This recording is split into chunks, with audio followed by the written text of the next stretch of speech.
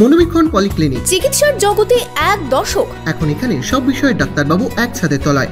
Phone করুন 7477799515 এই নম্বরে।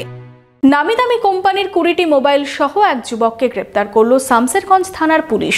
সোমবার অভিযুক্তকে জঙ্গিপুর মহকুমা আদালতে তোলে শামসেরগঞ্জ থানার পুলিশ। বহরমপুর শহরে 4 star deluxe premium hotel with luxury and comfort golden retreat. এখানেই জেলার একমাত্র ডিস্কোথেক, আছে রেস্টুরেন্ট, লাউঞ্জ বার, অত্যাধুনিক gym, spa, swimming pool, club মেম্বারশিপের সুযোগ। বহরমপুর শিল্প তালুকে গোল্ডেন রিট্রিট।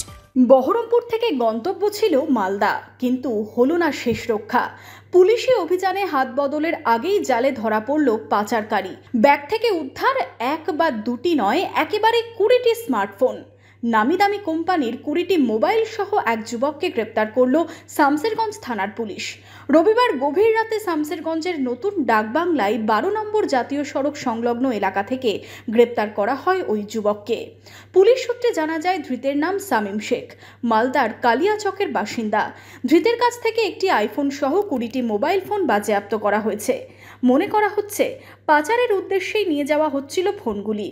কোনো রকম কাগজপত্র দেখাতে না পারায় জিজ্ঞাসাবাদের পরেই গ্রেপ্তার করা হয় তাকে। সোমবার অভিযুক্তকে জঙ্গিপুর মহকুমা আদালতে তোলে শামসেরগঞ্জ থানা। চোরাই মোবাইল কারবারের সঙ্গে আর কেউ জড়িত রয়েছে কিনা তার তদন্ত করে দেখছে পুলিশ।